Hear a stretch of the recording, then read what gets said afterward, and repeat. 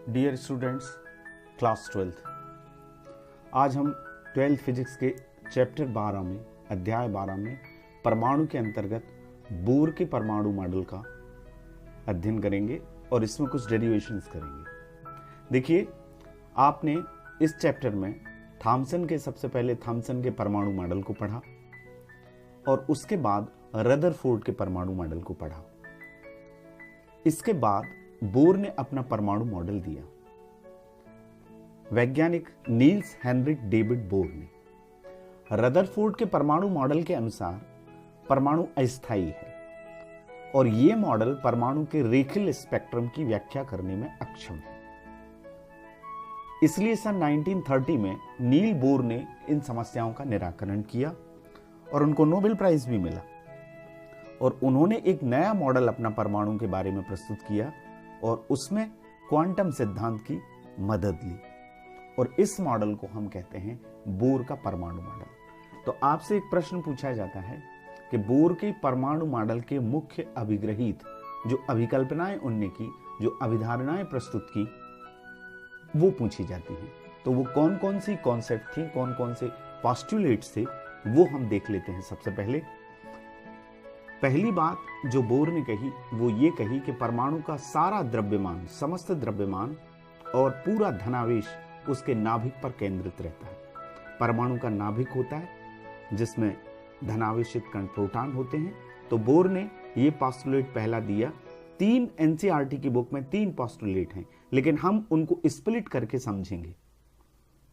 तो पहला पोस्टुलेट क्या है, पहला अभिग्रहित क्या है? परमाणु का समस्त द्रव्यमान उसके और धनावेश उसके नाभिक पर केंद्रित रहता है। दूसरा, इलेक्ट्रॉनों और नाभिक के धनावेशों के बीच लगने वाला आकर्षण बल। नाभिक में धनावेश है और उसके चारों ओर इलेक्ट्रॉन रिवॉल्व करते हैं। इनके बीच में जो आकर्षण बल लगता है उसके इलेक्ट्रॉनों के लिए वृत्तीय गति के लिए आवश्यक अभिकेंद्रीय बल प्रदान करता है। जो स्थिर विद्युत बल लगेगा वो सर्कुलर मोशन के लिए अभिकेंद्रीय बल प्रदान करेगा। आपने 11th में पढ़ा है, जब कोई भी कण वृत्ताकार पथ पर गति करता है तो उसको अभिकेंद्रीय बल की आवश्यकता होती है। तो बोर ने अपने अभिग्रहित में ये कहा कि जब इलेक्ट्रॉन वृत्तीय गति करते हैं तो उनके लिए आवश्यक जो अभिकेंद्रीय बल है वो नाभिक के धनावेशों और इलेक्ट्रॉन के बीच में लगने वाले आकर्षण बल के कारण मिलता है। तीसरा पॉइंट ये है कि इलेक्ट्रॉन नाभिक के चारों ओर सभी संभव कक्षाओं में नहीं घूमते। जो रदरफोर्ड ने कहा था, सभी संभव कक्षाओं में नहीं घूमते, अपितु कुछ विशिष्ट कक्षाओं में, विशिष्ट ऑर्बिट्स में घूमते हैं और इन कक्षाओं को कहते हैं स्थायी कक्षा। स्थायी कक्षा अब क्या है? स्थायी कक्षा बोर के अनुसार वह कक्षा है जिसमें किसी इलेक्ट्रॉन का कोणीय संवेग h/2π का पूर्ण गुणज होता है। इसको आपको विशेष रूप से ध्यान रखना है। आगे आने वाले डेरिवेशंस में हम इसका यूज करेंगे। स्थायी कक्षा वह कक्षा जिसमें किसी इलेक्ट्रॉन का कोणीय संवेग h/2π का पूर्ण गुणज होता है और h क्या है? प्लांक कांस्टेंट है। ये क्वांटम थ्योरी की उसने मदद से ये बोर मॉडल प्रस्तुत किया था। h की वैल्यू क्या होती है विकिरण की द्वैतीय प्रकृति में? आपने इसे पढ़ा है 6.63 × 10⁻34 जूल × सेकेंड। इसी पॉइंट को हम फिर से देखते हैं। क्या है वो? स्थायी कक्षा वह कक्षा है, यदि आपसे 1 नंबर में पूछा जाए स्थायी कक्षा क्या है, तो स्थायी कक्षा वह कक्षा है जिसमें इलेक्ट्रॉन का कोणीय संवेग h/2π का पूर्ण गुणज होता है। इसका मतलब हम ये कह सकते हैं पूर्ण गुणज, जैसे क्वांटीकरण आपने फर्स्ट चैप्टर में पढ़ा है, Q = ±ne, n जहां 1 2 3 नंबर होता है, तो हम ये कह सकते हैं कि कोणीय संवेग जो L होता है वो क्वांटित होता है। तो L की वैल्यू क्या हो जाएगी? पूर्ण गुणज होगा h/2π का कोणीय संवेग। कोणीय संवेग को हम L से शो करते हैं, तो L = nh/2π। ये हमारा इक्वेशन फर्स्ट। और n क्या हो गया? जहां 1 2 3 ये मुख्य क्वांटम संख्याएं हैं या कक्षा का नंबर, मेन क्वांटम नंबर है। और ये जो इक्वेशन 1 है L = nh/2π, इसको क्या कहते हैं? बोर का क्वांटम प्रतिबंध। ठीक है। नेक्स्ट 5वां, जब इलेक्ट्रॉन उच्च ऊर्जा वाली स्थायी कक्षा से निम्न ऊर्जा वाली स्थायी कक्षा में संक्रमण करता है, जाता है, तो वो एक फोटान उत्सर्जित करता है और उस फोटान की ऊर्जा h न्यू होती है। पिछले द्रव्य की द्वैती विकिरण की द्वैती प्रकृति वाले चैप्टर में आपने फोटान थ्योरी को समझा है, वही क्वांटम थ्योरी है। तो जब इलेक्ट्रॉन ट्रांजिशन करता है हाई एनर्जी स्टेट से लो एनर्जी स्टेट में, तो वो फोटान इमिट करता है और उस फोटान की एनर्जी होती है h न्यू, और h न्यू का मान प्रारंभिक और अंतिम अवस्थाओं की ऊर्जाओं के अंतर के बराबर होता है। हमें इस तरह से इसको लिख सकते हैं, h nu is equal to EI minus EF। ये इनिशियल एनर्जी और ये फाइनल एनर्जी, इन दोनों के अंतर के बराबर होगी फोटान की ये ऊर्जा, और EI का मान EF से ज्यादा होगा। ये जो इक्वेशन 2 है, h nu is equal to EI minus EF, इसको बोर का आवृत्ति प्रतिबंध कहते हैं। ये क्वांटम प्रतिबंध है, L is equal to NH/2π, ध्यान रखें, और ये आवृत्ति प्रतिबंध है h nu is equal to EI minus EF। ये बोर के पास्टुलेट से, बोर के मॉडल के अभिग्रहित थे।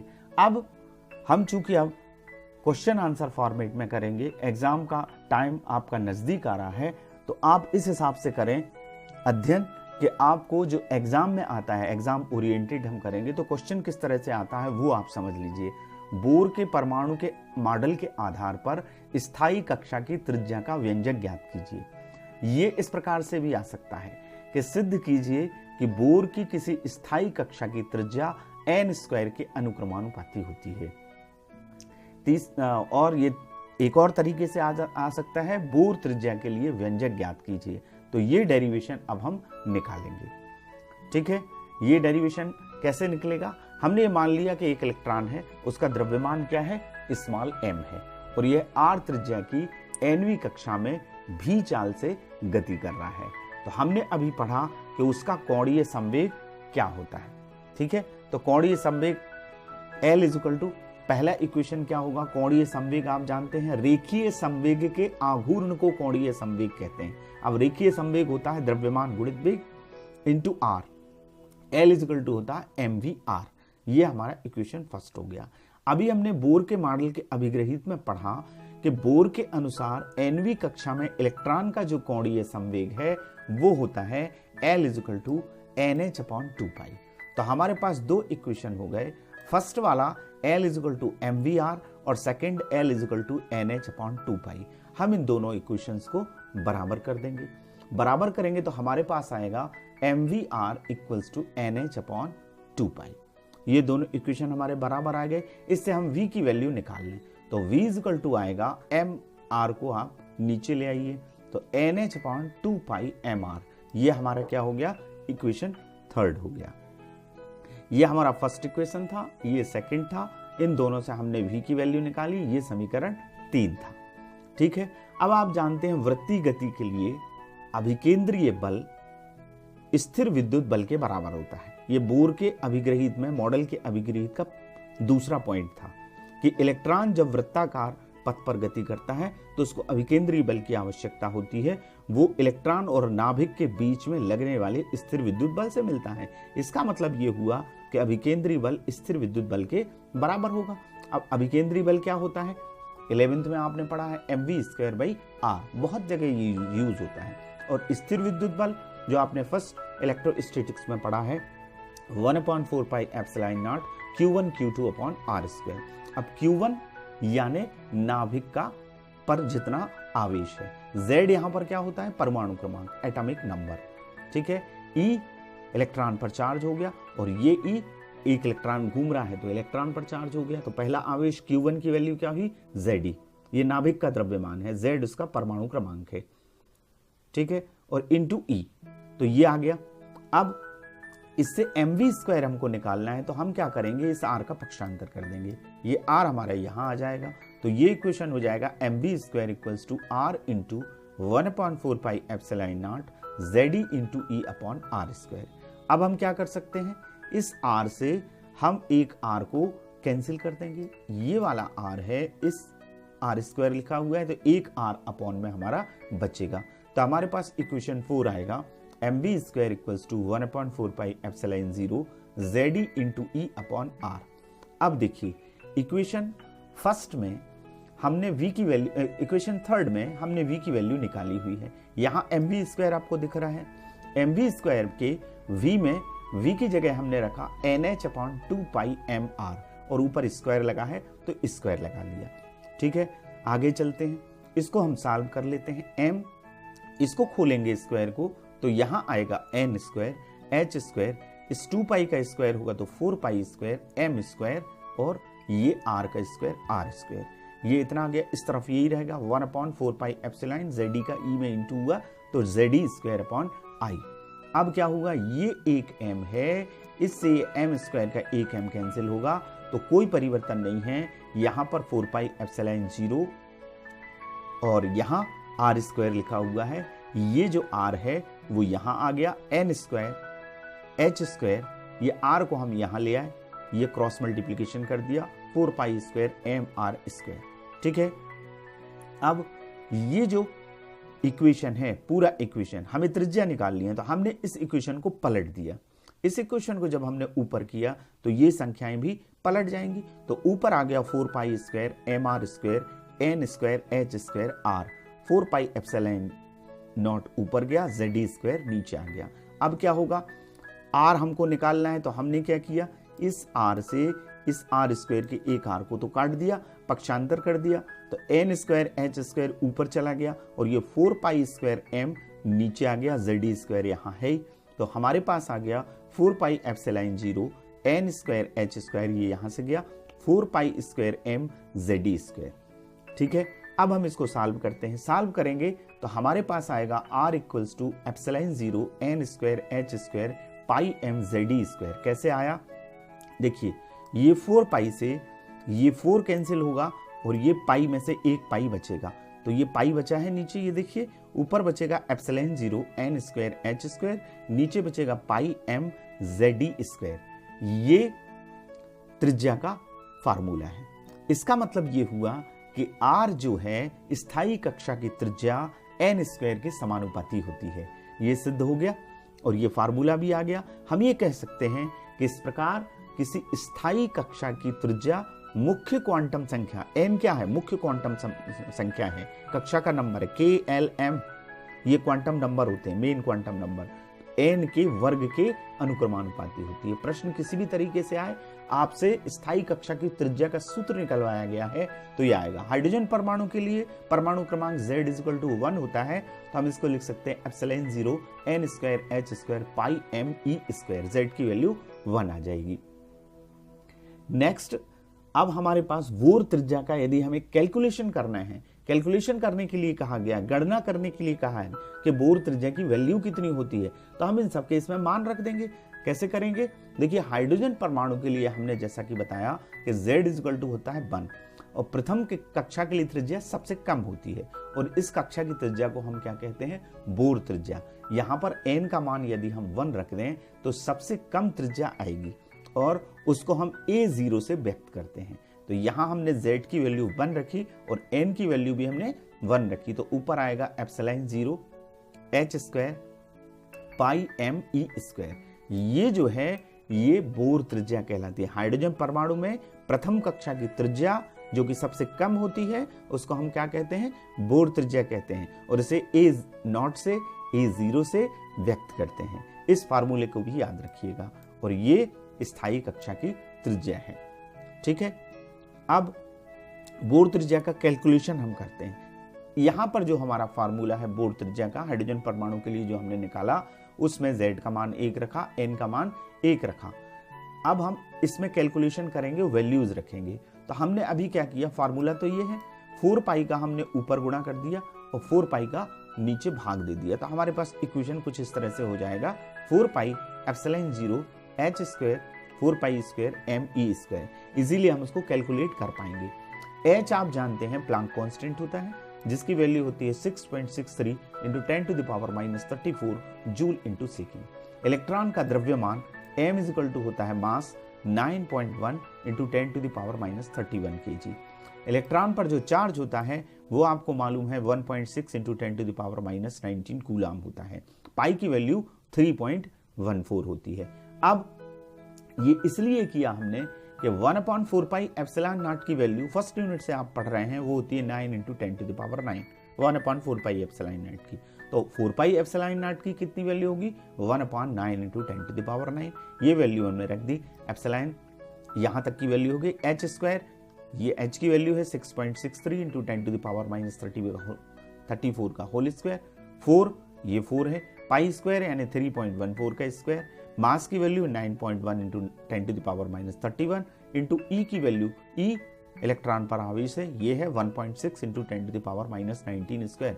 पिछले चैप्टर्स में, पिछली यूनिट्स में सारी ये वैल्यूज आप पढ़ चुके हैं और आप इन वैल्यूज को ध्यान भी रखें, क्योंकि आप जब न्यूमेरिकल करते हैं, डेरिवेशन करते हैं, कोई वैल्यू निकालते हैं, कोई कैलकुलेशन करते हैं, तो ये सारी वैल्यूज आपको पता होना चाहिए। प्लांक कांस्टेंट का मान क्या है, इलेक्ट्रॉन का मास कितना होता है, इलेक्ट्रॉन पर चार्ज कितना होता है, 1/4 पाई एप्सिलॉन नॉट की वैल्यू क्या है, ये सब आप जब वैल्यू रख के कैलकुलेट करेंगे तो हमारे पास जो वैल्यू आती है वो आती है 0.53 × 10⁻10 मीटर। हम ये कह सकते हैं कि एक एंगस्ट्रॉम में 10⁻10 मीटर के बराबर होता है, तो 10⁻10 मीटर की जगह एंगस्ट्रॉम आ जाएगा। तो हम ये कह सकते हैं कि बोर त्रिज्या 0.53 एंगस्ट्रॉम होती है। तो इस तरह से बोर त्रिज्या की हमने कैलकुलेशन कर ली। नेक्स्ट एक और क्वेश्चन हमारे बोर्ड के क्वेश्चन पेपर में पूछा जाता है जनरली, बोर के परमाणु मॉडल के आधार पर स्थायी कक्षा की ऊर्जा का व्यंजक ज्ञात कीजिए। एनर्जी निकालना है, या ये आएगा सिद्ध कीजिए कि बोर के किसी स्थायी कक्षा की ऊर्जा हाइड्रोजन के लिए E = -13.6 electron volt upon n² होती है। ये डेरिवेशन भी हम निकालेंगे। या इसको इस तरह से पूछा जाता है कि बोर मॉडल के अनुसार nवीं कक्षा में इलेक्ट्रॉन की ऊर्जा के लिए व्यंजक ज्ञात कीजिए। तो चलिए इस डेरिवेशन को हम करते हैं। देखिए, बोर मॉडल के आधार पर हम ये मान लेते हैं कि m द्रव्यमान का आवेश है, जो हमने पिछले डेरिवेशन में माना। आवेश उस पर इस्तेमाल E है। एक इलेक्ट्रॉन नाभिक के चारों ओर r त्रिज्या की nवीं कक्षा में, उसका वेग क्या है v है, और उससे वो सर्कुलर मोशन कर रहा है। ठीक है, सर्कुलर मोशन कर रहा है तो उसकी टोटल एनर्जी क्या होगी, इलेक्ट्रॉन की एनर्जी En nवीं कक्षा में गतिज ऊर्जा प्लस विद्युत स्थितिज ऊर्जा। ठीक है, गतिज ऊर्जा 12 mv² होती है, आप जानते हो। तो nवीं कक्षा की ऊर्जा आएगी En = 1/2 mv²। विद्युत स्थितिज ऊर्जा ये भी आपने फर्स्ट चैप्टर में पढ़ी है, 1/4 पाई एप्सिलॉन 0 Ze, ये नाभिक पर कुल आवेश है, इंटू इलेक्ट्रॉन पर आवेश -E Zd -E upon r। यह हमारा इक्वेशन फर्स्ट हो गया। ये गतिज ऊर्जा और ये विद्युत स्थितिज ऊर्जा का सूत्र है। इन दोनों के टोटल से इक्वेशन 1 आ गया। अब हम जानते हैं वृत्तीय गति के लिए, अभी आपने पढ़ा है पिछले डेरिवेशन में कि अभिकेंद्रीय बल और स्थिर विद्युत बल बराबर होते हैं। यानी वृत्तीय गति के लिए, इलेक्ट्रॉन की वृत्तीय गति के लिए जो अभिकेंद्रीय बल है वो स्थिर विद्युत बल से प्राप्त होता है। इसका मतलब है हमने अभी यहाँ पर पिछले डेरिवेशन में ये किया था, अभिकेंद्रीय बल क्या mv² अपॉन r, और स्थिर विद्युत बल क्या q1 q2 upon r² 1/4 pi epsilon 0 सूत्र से। तो 1/4 pi epsilon 0 Zd into E upon r²। इससे हम क्या करेंगे, mv² की वैल्यू निकाल लेंगे। उसके लिए क्या करना पड़ेगा, r का यहाँ त्रियक गुणा करना पड़ेगा। r का हमने गुणा कर दिया, ये r हमारा क्या आ गया, ऊपर आ गया। तो अब mv² अपॉन 2 कर दिया, 12 mv² की वैल्यू निकालना है, 2 का भाग दे दिया। r से ये r कैंसिल हुआ, यहाँ केवल r बचेगा, लेकिन हमने 2 का यहाँ भाग दिया है तो 2 का हमें यहाँ भाग देना पड़ेगा। तो ये आ जाएगा 1/4 pi epsilon 0 Zd into E upon 2r। ये हमारा इक्वेशन 2 है। यानी हमने 12 mv² की वैल्यू निकाल ली इक्वेशन 2 में। अब आप इक्वेशन फर्स्ट को देख रहे होंगे, 12 mv² है यहाँ पर गतिज ऊर्जा, तो ये वैल्यू पूरी 1/4 pi epsilon 0 Zd into E upon 2r, यहाँ हम इस वैल्यू को रख देंगे। ठीक है, इस इक्वेशन में रख देंगे फर्स्ट में। तो हमारे पास आ जाएगा En equals to 1/4 pi epsilon 0 Zd into E upon 2r, ये value plus 1/4 pi epsilon not into Zd into -E by r। ठीक है, नेक्स्ट हम आगे चलते हैं। ये हमारे पास आया जब हमने गतिज ऊर्जा की वैल्यू निकाल के समीकरण 2 से समीकरण 1 में रखी। अब हमने क्या किया, यहाँ इंटू कर लिया, z की वैल्यू हमने 1 रख दी। हम हाइड्रोजन के लिए बात कर रहे हैं, तो z की वैल्यू क्या हो जाएगी, 1 हो जाएगी। ऊपर e इंटू ई स्क्वायर आ गया, ये 4 इंटू 2 8 हो गया, पाई एप्सिलॉन 0 r, और ये माइनस है, यहाँ z की वैल्यू 1 है तो e square upon 4 pi epsilon 0 r। अब आप क्या करेंगे, ये 1 के z के लिए परमाणु क्रमांक 1 है तो z की वैल्यू तो 1 होगी। अब इससे क्या आ गया, माइनस आ गया। इसको आप सॉल्व करेंगे तो क्या करेंगे, एलसीएम लेंगे या आप कॉमन निकाल लें इसको। एलसीएम लेंगे तो 8 pi epsilon not r LCM आएगा, लघुत्तम आएगा। यहाँ इससे भाग देंगे तो ई स्क्वायर, और यहाँ आएगा -2 ई स्क्वायर, तो -2 ई स्क्वायर में से ई स्क्वायर घटेगा तो माइनस ई स्क्वायर, और एलसीएम इन दोनों का क्या आया, 8 पाई एप्सिलॉन नॉट आर। ये हमारा इक्वेशन 3 है, ये ऊर्जा है। यहां तक आ गए हम। अब हमने इक्वेशन 4 में त्रिज्या अभी पिछले डेरिवेशन में निकाली। स्थायी कक्षा की त्रिज्या क्या होती है, एनवी कक्षा की epsilon 0 n square h square pi m e upon pi m e square. ये इक्वेशन 4 है। अब यहाँ r की वैल्यू हम रखेंगे, 1 अपॉन r है, ये r की वैल्यू ये है, तो इसको पलटा के हमने इसकी वैल्यू रख दी। तो यहाँ पाई एम ई स्क्वायर ऊपर आएगा, e square n square h square नीचे, ये पलट के लिखाएगा इक्वेशन 4। अब इसको हम सॉल्व करते हैं तो क्या आता है, ये आएगा ई स्क्वायर का ई स्क्वायर में मल्टीप्लाई हुआ तो ई की पावर 4 हो जाएगी। एम, ये पाई से हम एक पाई को इस पाई को कैंसिल कर देंगे। 8 एप्सिलॉन 0 का स्क्वायर एप्सिलॉन नॉट, और एप्सिलॉन नॉट का इंटू हुआ तो epsilon not square n square h square. ये हमारी ई एन की वैल्यू यहां तक आई। ये कुल ऊर्जा होती है। हमें प्रूफ करना है -13.6। अब हमें इसमें वैल्यू रखना पड़ेगी। एच की वैल्यू क्या होती है, प्लांक कांस्टेंट की 6.63 into 10 to the power -34 joule into second. Electron का द्रव्यमान 9.1 into 10 to the power -31 kg। E electron पर charge 1.6 into 10 to the power -19 coulomb. ये मैंने आपसे कहा था, ये सारी वैल्यूज आपको ध्यान रखना है। आप इसमें वैल्यू रखेंगे, इस पूरे समीकरण में m की वैल्यू रखें इतनी, e की वैल्यू रखें 1.6 इंटू 10 टू द पावर -19 और 4 पावर लगाएं और इस पूरे को सॉल्व करें तो यहां पर आता है -2.18 into 10 to the power -18 upon n square. ये n स्क्वायर नीचे है, जूल। ठीक है, अब 1 जूल होता है 1.6 into 10 to the power -19 electron volt के बराबर। ठीक है, तो हमें क्या करना है, इस जूल को यदि हम इलेक्ट्रॉन वोल्ट में कन्वर्ट करेंगे तो हम क्या करेंगे, यहां पर भाग दे देंगे, ये ई भी के बराबर आएगा। इसका 1.6 इंटू 10 टू द पावर -19 का भाग दे देंगे।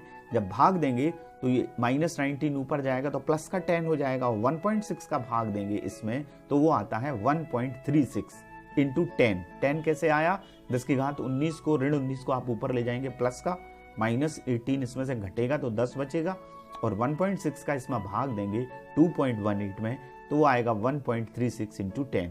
हम ये लिख सकते हैं 10 का मल्टीप्लाई करके En equals to -13.6 upon n square electron volt. तो ये हमारा प्रूफ हो गया कि एक जो ऊर्जा होती है एनवी कक्षा की, स्थायी कक्षा की ऊर्जा, वो -13.6 upon n square electron volt होती है। ये एनवी कक्षा की त्रिज्या है, स्थायी कक्षा की। n का मान रख के हम अलग अलग कक्षाओं की ऊर्जा को निकाल सकते हैं। n का मान 1 रखेंगे तो 13.6 इलेक्ट्रॉन वोल्ट आएगी। ठीक है, सबसे कम होती है ऊर्जा, और n का मान 2 रखेंगे तो 4 का इसमें भाग हो जाएगा। इस तरह से हम इसको भी कैलकुलेट कर सकते हैं। तो आज हमने बोर के परमाणु मॉडल को समझा और उसके 2 डेरिवेशंस किए। एक हमने रेडियस निकाली, त्रिज्या निकाली, बोर त्रिज्या को समझा, और स्थायी कक्षा की ऊर्जा की गणना करी। अब आपको इन प्रश्नों को करना है और अपने मार्गदर्शी शिक्षक शिक्षिकाओं की सहायता से समझना है। Thank you very much.